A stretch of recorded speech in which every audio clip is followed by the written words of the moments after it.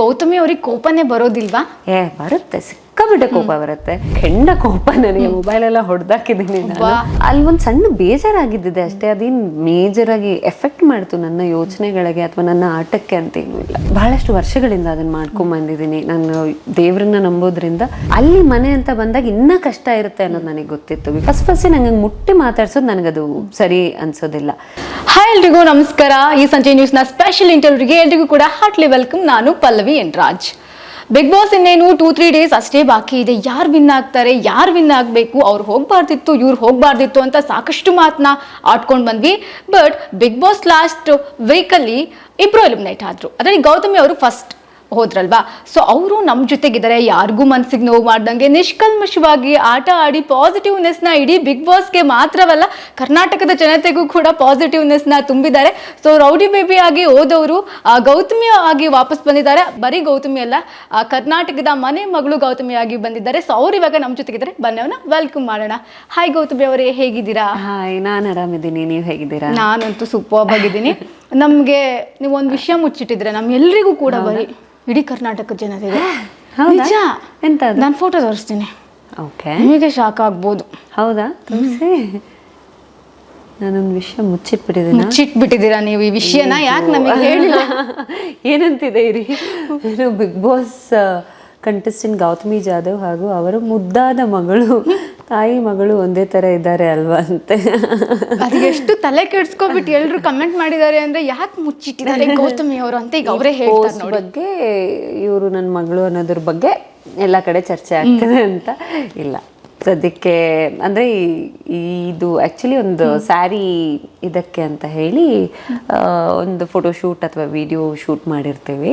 ಆ ಹುಡುಗಿ ನನ್ನ ಮಗಳಲ್ಲ, ಆ್ಯಕ್ಚುಲಿ ನನ್ನ ನೇಬರ್ ಅವರು, ಮಾನ್ವಿ ಅಂತ. ನನ್ನ ಮಗಳಲ್ಲ ಅವರು. ಸದ್ಯಕ್ಕೆ ನನಗೆ ಮಕ್ಕಳಿಲ್ಲ, ಮದುವೆ ಆಗಿದೆ ಅಷ್ಟೇ, ಮಕ್ಕಳಿಲ್ಲ. ಮಕ್ಕಳು ಅನ್ನೋದಾದ್ರೂ ನನ್ನ 3 ಜನ ಮಕ್ಕಳಿದ್ದಾರೆ. ಹ್ಯಾಪಿ ಆಲ್ರೆಡಿ ಬಿಟ್ಟರೆ ಮಕ್ಕಳಿಲ್ಲ. ಸಿಕ್ತಲ್ವಾ ನಿಮಗೆ ಕ್ಲಾರಿಟಿ? ಓಕೆ, ಹೇಗಿತ್ತು Bigg Boss? Beautiful journey, lots of emotions roller coaster ಆಯಿತು ಅಂತಲೇ ಹೇಳ್ಬಹುದು. ಆ್ಯಂಡ್ ತುಂಬ ಒಳ್ಳೆ ಟಾಸ್ಕ್ಗಳು, 17 ಹೊಸ ವ್ಯಕ್ತಿತ್ವಗಳು, 17 ಆ್ಯಕ್ಚುಲಿ 20 ಹೊಸ ವ್ಯಕ್ತಿತ್ವಗಳು ಅವ್ರಗಳ ಜೊತೆ ಎಲ್ಲ ಇದ್ದಿದ್ದು, ಅರ್ಥ ಮಾಡ್ಕೊಳ್ಳೋ ಪ್ರಯತ್ನ ಮಾಡಿದ್ದು, completely on a package. It's a beautiful journey. Rowdy baby ಆಗಿ ಗೌತಮಿ ಅವ್ರನ್ನ ತುಂಬ ಖಡಕ್ ಆಗಿ ನೋಡಿದ್ವಿ. ಬಟ್ ಬಿಗ್ ಬಾಸ್ ಮನೆಗೆ ಹೋದ ತಕ್ಷಣ ತುಂಬ ಸಾಫ್ಟ್ ಆಗಿರುವಂತಹ ಗೌತಮಿನ ನೋಡಿದ್ವಿ. ಹೇಗೆ ಹೊಂದ್ಕೊಂಡ್ರಿ ಮನೆಗೆ?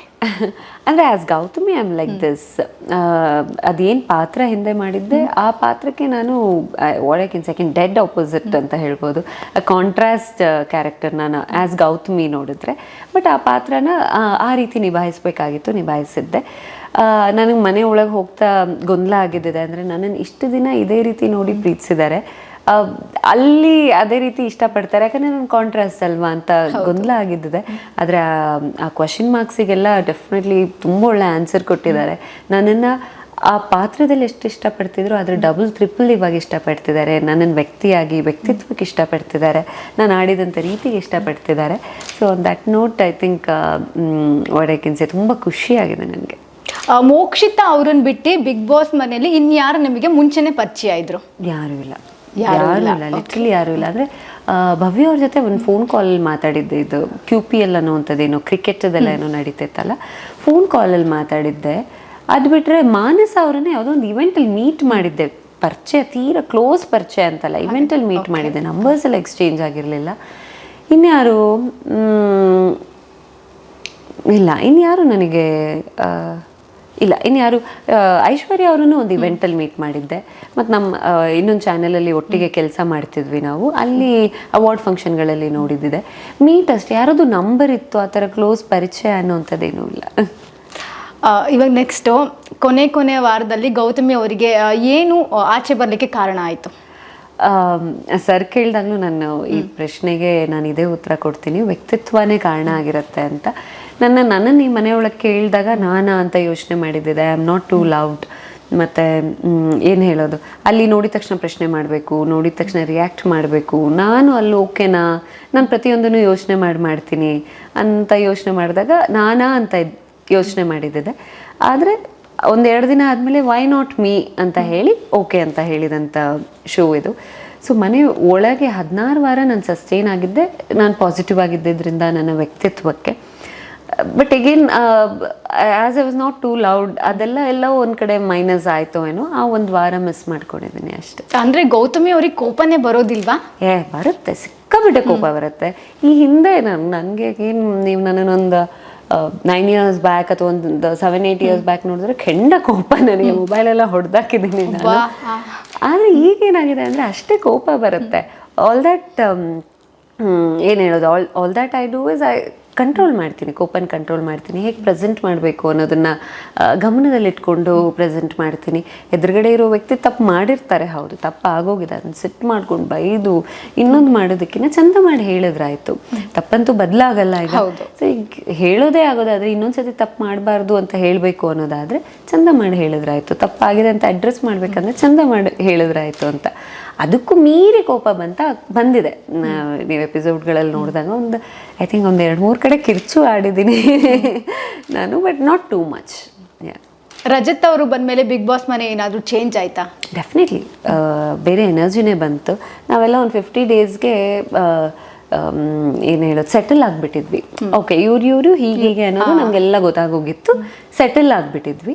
ರಜತ್ ಅವ್ರು ಬಂದಾಗ ಒಂದು ಡಿಫ್ರೆಂಟ್ ಎನರ್ಜಿ ಇತ್ತು. ಅವರು ಅಂದರೆ ಹೇಳ್ತಾ ಇರ್ತೀನಿ ನಾನು, ಯೂಶ್ವಲಿ ರಿಯಾಲಿಟಿ ಶೋಗೆ ಹೇಳಿ ಮಾಡಿಸಿದಂಥ ಕಂಟೆಸ್ಟೆಂಟ್ ಅವರು ಅಂತ ಹೇಳ್ತಾ ಇರ್ತೀನಿ. ಸೊ ಅವ್ರು ಬಂದು ಅಂದರೆ ನಾವೆಲ್ಲ ಒಂಚೂರು ಅಲರ್ಟ್ ಆದ್ವಿ ಅಂತ ಅನಿಸುತ್ತೆ. ಆಟಕ್ಕೊಂದು ಬೇರೆ ಶೇಡ್ ಅಥವಾ ಒಂದು ಬೇರೆ ಎನರ್ಜಿ ಬಂತು. ಮಂಜಣ್ಣವ್ರ ಫ್ಯಾಮಿಲಿ ಬಂದಮೇಲೆ ಗೌತಮಿ ಅವ್ರನ್ನ ಏನಾದ್ರು ಮಾನಸಿಕವಾಗಿ ಸ್ವಲ್ಪ ಕುಗ್ಗಿಸ್ತಾ? ಇಲ್ಲ, ಫ್ಯಾಮಿಲಿಗೂ ಪಾಪ ಇನ್ಫ್ಯಾಕ್ಟ್ ಮಾತಾಡ್ಸಿದ್ರು ಅವರು ಚೆನ್ನಾಗಿ. ಬಟ್ ನಮ್ಮ ಮಂಜು ಅವ್ರು ಬಿಲ್ಡಪ್ ಕೊಟ್ಟಿದ್ರಲ್ಲ, ಆ ರೇಂಜಿಗೆ ಮಾತಾಡಲ್ಲ. ಮಂಜಣ್ಣ ಏನು ಹೇಳಿದ್ರು? ನನ್ನ ಫ್ಯಾಮಿಲಿ ಬಂದರೆ ನೋಡಿ ನಿನಗೆ ಥ್ಯಾಂಕ್ಸ್ ಹೇಳ್ತಾರೆ, ಚಂದ ಮಾಡಿ ನೋಡ್ಕೊಂಡಿದ್ದ, ಕೇರ್ ಮಾಡಿದ್ಯಾ, ಹೀಗೆ ಹಾಗೆ, ದೇ ವಿಲ್ ಲೈಕ್ ಯು, ನಂಗೆ ಹೆಂಗೆ ಎಲ್ಲ ಹೇಳಿದ್ರಲ್ಲ. It's not that they didn't like me, but ಏನಾಗುತ್ತೆ ಆಟ ಅಂತ ನೋಡಿದಾಗ ಮತ್ತೆ ಒಂದು 2-3 months ಅವ್ರು ಹೊರಗಡೆ ಇರೋವಂಥ ರೆಸ್ಪಾನ್ಸಸ್ ನೋಡಿದಾಗ ಅದ್ರ ತಕ್ಕಂಗೆ ರಿಯಾಕ್ಟ್ ಮಾಡಿದ್ದಾರೆ. ತಪ್ಪು ಅಂತ ಹೇಳೋದಕ್ಕಾಗೋದಿಲ್ಲ. ಆ್ಯಂಡ್ ಮನೆ ಒಳಗಿರೋ ನಮಗೆ ಇಲ್ಲೇನಾಗ್ತದೆ ಅನ್ನೋದು ಗೊತ್ತಿಲ್ಲ. ನಮಗೇನು ವಿ ಆರ್ ಗುಡ್ ಫ್ರೆಂಡ್ಸ್, ಬೇರೆ ಏನೋ ಇದೆ ಅನ್ನೋದು ನಮ್ಮ ತಲೆಯಲ್ಲಿ ಇಲ್ಲದೆ ಇರೋ ಕಾರಣ ಹೊರಗಡೆ ಏನು ಓಡಿರಬಹುದು ಅನ್ನೋದು ನಮಗೆ ಗೊತ್ತಿಲ್ಲ. ಅದ್ರ ತಕ್ಕಂಗೆ ರಿಯಾಕ್ಟ್ ಮಾಡಿದ್ದಾರೆ. ಇನ್ನು ಅದಕ್ಕೂ ಮೇಲೆ ನೋಡಿದ್ರೆ ಅವರಿಗೆ ಅವ್ರ ಮಗ ಗೆಲ್ಲಬೇಕು, ಚಂದ ಆಡ್ಬೇಕು ಅನ್ನೋದಿದೆ, ಅವ್ರ ಅಣ್ಣ ಚಂದ ಆಡಬೇಕು ಅನ್ನೋದಿದೆ. ಆ ಒಂದಿರುತ್ತೆ ಅಷ್ಟೇ ಹೊರತು ಬೇರೆ ಇನ್ನೇನು ಪಾಪ ಅವ್ರು ನನ್ನನ್ನು ಕುಗ್ಸೋ ಪ್ರಯತ್ನನೂ ಮಾಡಿರ್ಲಿಕ್ಕಿಲ್ಲ.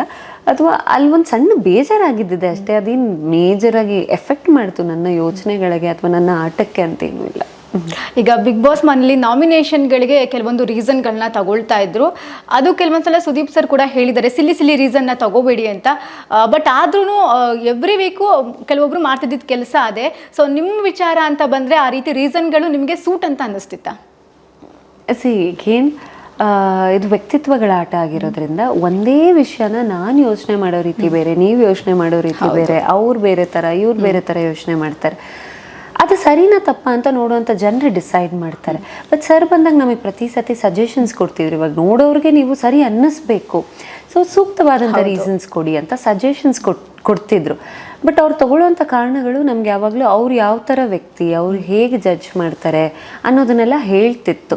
So it is all different perception ಅಂತ ಅನ್ಸುತ್ತೆ. ಈಗ ಪಾಸಿಟಿವ್ ಗೌತಮಿ ಅವ್ರ ಮೈಂಡಲ್ಲಿ ಬರೀ ನೆಗೆಟಿವೇ ತುಂಬಿಕೊಂಡಿದೆ ಅಂತ ಕೆಲವೊಂದು ಕಮೆಂಟ್ಗಳು ಬಂದಿರೋದಿದೆ, ಇದಕ್ಕೆ ಏನು ಹೇಳ್ತೀರಾ?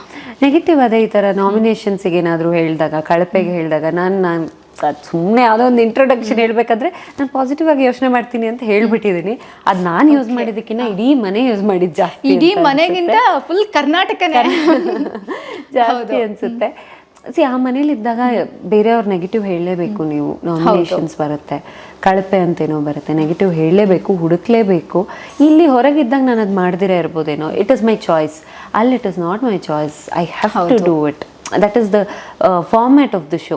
ಸೊ ಅದನ್ನೆಲ್ಲ ಹೇಳಿದಾಗ ಇವ್ರು ಪಾಸಿಟಿವ್ ಅನ್ನೋರು ಹೇಗೆ ತಪ್ಪು ಹುಡುಕ್ತಾರೆ.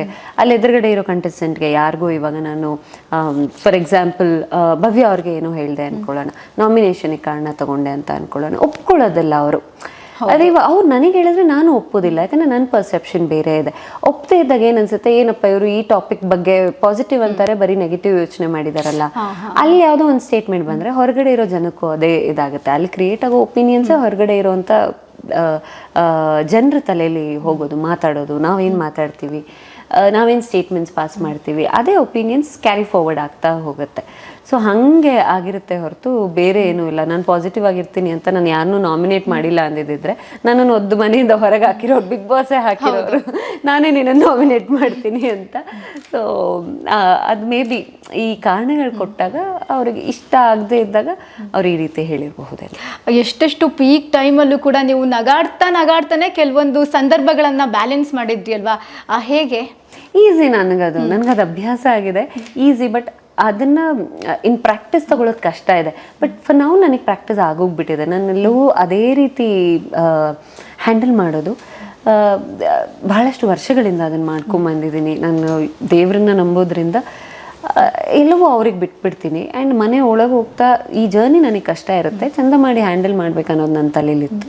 ಅದೇ ರೀತಿ ಹ್ಯಾಂಡಲ್ ಮಾಡಿದೆ ಅಷ್ಟೇ ಹೊರತು ಅದುವೇ ರೌಂಡ್ ಏನೂ ಇರಲಿಲ್ಲ. ಕಷ್ಟ, ಬಟ್ ನಾನು ಆ ರೀತಿ ಚಂದ ಹ್ಯಾಂಡಲ್ ಮಾಡಿದೆ. ಅಂದರೆ ಬಿಗ್ ಬಾಸ್ಗೆ ಹೋಗೋಕ್ಕಿಂತ ಮುಂಚೆ ಇದೇ ರೀತಿ ಇರಬೇಕು ಅಂತ ಏನಾದರೂ ಅಂದ್ಕೊಂಡು ಹೋಗಿದ್ರಾ? ಇಲ್ಲ, ಅಂದರೆ ನಾನು ಮುಂಚೆಯಿಂದನೂ ಇರೋದೇ ಹೀಗೆ. ಒಂದಷ್ಟು ವರ್ಷಗಳಿಂದ ಗೌತಮಿ ಅಂದರೆ ಸ್ಮೈಲ್ ಮಾಡ್ತಾರೆ, ಏನೇ ಇದ್ರು ಚಂದ ಮಾಡಿ ಹೇಳ್ತಾರೆ. ನಾನು ಹಿಂದೆ ನನ್ನ ಜೊತೆ ಕೆಲಸ ಮಾಡಿರೋದಂತ ಯಾರನ್ನು ಕೇಳಿದ್ರು ಅದನ್ನೇ ಹೇಳ್ತಾರೆ. ಅಲ್ಲಿ ಮನೆ ಅಂತ ಬಂದಾಗ ಇನ್ನೂ ಕಷ್ಟ ಇರುತ್ತೆ ಅನ್ನೋದು ನನಗೆ ಗೊತ್ತಿತ್ತು. ಬಿಕಾಸ್ ಅಲ್ಲಿ ವಾಟ್ ಇಸ್ ದ ಫಾರ್ಮ್ಯಾಟ್ ಅಂತ ನಾವು 10 ವರ್ಷ ನೋಡಿರ್ತೀವಿ. ಅಲ್ಲಿ ಕೋಪ ಮಾಡ್ಕೋತಾರೆ, ಜಗಳ ಮಾಡ್ತಾರೆ, ನಮ್ಮ ಬಗ್ಗೆ ಏನೋ ಹೇಳ್ತಾರೆ, ಇದೆಲ್ಲ ಗೊತ್ತಿತ್ತು. ಅದನ್ನ ಇನ್ನೂ ಸ್ಟ್ರಾಂಗ್ ಮಾಡಿಕೊಂಡೆ ಅಷ್ಟೇ, ಇನ್ನೇನೂ ಇಲ್ಲ. ಇಡೀ ಮನೆಯವರೆಲ್ಲ ಅದು ಪಾಸಿಟಿವ್ ಅನ್ನೋ ಒಂದು ವರ್ಡ್ ಇಟ್ಕೊಂಡು ಗೌತಮಿ ಅವರಿಗೆ ಎಲ್ಲ ಟೈಮ್ನಲ್ಲೂ ಕೆಲವೊಂದ್ಸಲ ಚುಚ್ಚಿ ಮಾತಾಡಿದ್ದಂತೂ ಇದ್ದೇ ಇದೆ. ಅಂದ್ರೆ ನಿಮ್ ಬಗ್ಗೆ ಮಾತಾಡ್ಲಿಕ್ಕೆ ಅವ್ರಿಗೆ ಬೇರೆ ವಿಚಾರ ಸಿಗ್ಲಿಲ್ಲ ಅಂತ ಏನಾದ್ರು ಆತರ ಮಾಡ್ತಿದ್ವಾ, ಹೇಗೆ? ಇರ್ಬೋದು, ಬೇರೆ ವಿಚಾರ ನಾನು ಕೊಡ್ತಾನೂ ಇರ್ಲಿಲ್ಲ, ತಪ್ಪುಗಳು ಮಾಡ್ತಿರ್ಲಿಲ್ಲ ಅಥವಾ ಇನ್ನೇನೋ ಆಗ್ತಿರ್ಲಿಲ್ಲ. ಇದನ್ನೇ ವಿಚಾರ ಯಾರೋ ಒಬ್ರು ತೆಗೆದಾದ್ಮೇಲೆ ಅದು ಹಂಗೆ ಕಂಟಿನ್ಯೂ ಆಗ್ತಾ ಹೋಯ್ತು ಅಂತ ಅನ್ಸುತ್ತೆ ಅಷ್ಟೇ. ಈಗ ರಜತ್ ಅವರು ಕ್ಯಾಪ್ಟನ್ ಆಗಿದ್ದಂತಹ ಸಂದರ್ಭದಲ್ಲಿ ಒಂದು 3-4 ಜನ ತಪ್ಕೊಂಡು ಹಿಡಿಯೋಕ್ಕೆ ಅವ್ರು ಕ್ಯಾಪ್ಟನ್ ಆಗಿದ್ರೇನೋ ಅಂತ ಅನ್ಸಿದ್ದಂತೂ ಎಲ್ರಿಗೂ ಇದ್ದೇ ಇದೆ. ಆಕ್ಚುಲ್ ಆಗಿ ಅಲ್ಲಿ ಏನಾಗಿತ್ತು? ನಮಗೆ ಅದೇ ಅನ್ನಿಸ್ತು, ಇನ್ನೊಂದು ಟೀಮ್ನ ಅಬ್ಸರ್ವ್ ಮಾಡಬಾರ್ದು ಅಂತ ಉದ್ದೇಶ ಅಲ್ಲ ಅದು. ಇವರಿಂದ ತಪ್ಪಾಗ್ಬಿಟ್ರೆ ಹೇಳ್ಬಿಡ್ಬೇಕು ಅನ್ನೋವಂಥದ್ದು ಕಾನ್ಸಂಟ್ರೇಷನ್ ನಮ್ಮ ಮೇಲೆ ಜಾಸ್ತಿ ಇತ್ತು ಅಂತ ಅನ್ಸಿದ್ದಂತೂ ನಿಜ. ಓಕೆ, ಇನ್ನೊಂದು ಪ್ರಶ್ನೆ ತುಂಬ ಪೀಕ್ ಆಗಿದ್ದು ನೀವು ಬಿಗ್ ಬಾಸ್ ಮನೇಲಿದ್ದಾಗ ಸ್ಟಾರ್ಟಿಂಗ್ ಟೈಮಲ್ಲಿ ಧನು ಅವರಿಗೆ ಒಂದು ಪಿಲ್ಲೋದಲ್ಲಿ ಇದ್ದಾಗ ಅದೊಂದು ಸೀನ್ ಆಗಿರುತ್ತಲ್ವಾ. ಸೊ ಧನರಾಜ್ ಅವ್ರಿಗೆ ಆ ರೀತಿ ಹೇಳಿದಂತಹ ಗೌತಮಿ ಅವರು ಮಂಜಣ್ಣನ ಜೊತೆಗೆ ಕ್ಲೋಸ್ ಆಗಿದ್ರಲ್ಲ, ಅವಾಗ ಏನು ಅನಿಸ್ತಾ ಇರಲಿಲ್ವಾ? ಲೈಕ್ ಈ ರೀತಿ ಒಂದಷ್ಟು ಚರ್ಚೆ ಆಯಿತು, ಅದ್ರ ಬಗ್ಗೆ ಹೇಳೋದಾದ್ರೆ. ಅಲ್ಲಿ ಆ ಪಾಯಿಂಟಲ್ಲಿ ಧನರಾಜ್ ಅವ್ರು ನನಗೆ ಕ್ಲೋಸ್ ಆಗಿರಲಿಲ್ಲ, ಫ್ರೆಂಡ್ ಆಗಿರಲಿಲ್ಲ. ಫ್ರೆಂಡ್ ಹತ್ರ ಇನ್ ಜನರಲ್ ನಾವು ಮಾತಾಡಿಸ್ತಾ ಇದ್ವಿ. ಆ್ಯಂಡ್ ಅಲ್ಲಿ ನಂಗೆ ಹೊಡೆದು ಎಬ್ಬಿಸದಂಥ ಸಿಚುವೇಶನ್ ಬೇರೆ ಇರುತ್ತೆ. ಆ್ಯಂಡ್ ನಾವು ಇಲ್ಲಿ ಫ್ಯಾಮಿಲಿ ಎಲ್ಲರನ್ನೂ ಬಿಟ್ಟು ಅಲ್ಲಿ ಒಂದು ಹೊಸ ವ್ಯಕ್ತಿಗಳ ಜೊತೆ ಇರ್ತೀವಿ, ಬೇರೆ ಒಂದು ಕ್ಲೋಸ್ಡ್ ಪ್ಲೇಸಲ್ಲಿ ಇರ್ತೀವಿ, ಒಂದು ಸಣ್ಣ ಮಟ್ಟ ಇನ್ಸೆಕ್ಯೂರಿಟಿ ಇದ್ದೇ ಇರುತ್ತೆ. ಆನ್ ದಟ್ ನೋಟ್ ರಿಯಾಕ್ಟ್ ಮಾಡಿದ್ದೆ ಧನರಾಜ್ ಅವರು ಆ ಥರ ಮಾಡಿದಾಗ.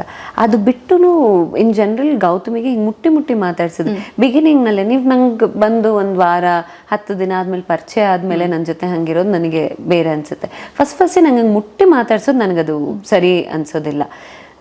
ಇನ್ ಜನರಲ್ ಆಗಿರೋದು. ಹೋಗ್ತಾ ಮಂಜು ಅವರಾಗಲಿ ಹಿಂಗೆ ಹಗ್ ಮಾಡಿದಾಗ ಅಥವಾ ಹಿಂಗೆ ಇಟ್ಕೊಂಡಾಗ ಅತ್ತಾಗಿ ಇಟ್ಕೊಂಡಿರ್ಬೋದು, ನಾವು ತುಂಬ ಖುಷಿಯಾಗಿದ್ದಾಗ ಹಂಗೆ ಇಟ್ಕೊಂಡಿರ್ಬೋದು. ಅದೆಲ್ಲ ನನಗೆ ಅದವೇ ರೌಂಡ್ ಯಾವತ್ತೂ ಅನಿಸಿದ್ದಿಲ್ಲ. ಆ್ಯಂಡ್ ಅವ್ರ ಕಡೆಯಿಂದನೂ ಆ ಬೇರೆ ಥರ ಇಂಟೆನ್ಷನ್ಸ್ ಯಾವತ್ತೂ ಇಲ್ಲದೆ ಇರೋ ಕಾರಣ ಐ ವಾಸ್ ಕಂಫರ್ಟಬಲ್. ಕಂಪೇರ್ ಮಾಡಿದಾಗ ಇವ್ರು ನನ್ನ ಫ್ರೆಂಡ್ ಆಗಿದ್ರು, definitely I will be comfortable with my friend. ಹಾಗೆ ಈ ಒಂದು ವಿಚಾರ ಧನರಾಜ್ ಅವ್ರಿಗೆ ಅಷ್ಟು ಟೆನ್ಷನ್ ಆಗಿರ್ಲಿಲ್ಲ, ಬಟ್ ಅಲ್ಲಿರೋ ಅಂಥವ್ರಿಗೆ ಸ್ವಲ್ಪ ಜನಕ್ಕೆ ಹೊರಗಡೆ ತುಂಬಾ ಟೆನ್ಷನ್ ಅಲ್ಲಿ ಎಲ್ಲರೂ ಒಂದಷ್ಟು ಟ್ರೋಲ್ ಮಾಡೋದಾಗಿರಬಹುದು. ಟ್ರೋಲ್ಗಳನ್ನೆಲ್ಲ ನೋಡಿದ್ರಾ? ಕೆಲವೊಂದೆಲ್ಲ ನೋಡಿದೆ ನಾನು. ಅದನ್ನೇ ಆನ್ ದಟ್ ನೋಟ್ ಒಳಗಡೆ ಧನರಾಜ್ ಅವ್ರ ವಿಚಾರವಾಗಿ ಆ ವಿಷಯ ಆಯ್ತು, ನಾವು ಮರೆತ್ವಿ, ಆ ವಿಷಯ ಟಾಪಿಕ್ ನಾವು ಮಾತಾಡಿಲ್ಲ. ಆ್ಯಂಡ್ ಈಗ ಹೊರಗಡೆ ಬರೋಷ್ಟೊತ್ತಿಗೆ ನಾವೆಲ್ಲ ತುಂಬ ಚಂದ ಫ್ರೆಂಡ್ಸ್ ಆಗಿದ್ದೀವಿ. ಇಲ್ಲಿ ಹೊರಗಡೆ ಹೀಗೆಲ್ಲ ಚರ್ಚೆ ಆಗಿದೆ ಅನ್ನೋದು ಗೊತ್ತಿಲ್ಲ. ಅದೇ ಈ ಮನೆ ಆಟನೇ ಅದು. ಒಳಗಡೆ ನಾವು ಏನೂ ಗೊತ್ತಿಲ್ದಿರ ಇರ್ತೀವಿ, ಇಲ್ಲಿ ಹೊರಗಡೆ ಬಹಳಷ್ಟು ವಿಷಯಗಳು ಓಡಾಡುತ್ತೆ. ಇದು ಅದೇ ರೀತಿ ಆಗುತ್ತೆ ಅನ್ನೋದು ಗೊತ್ತಿರುತ್ತೆ ಎಲ್ಲರಿಗೂ.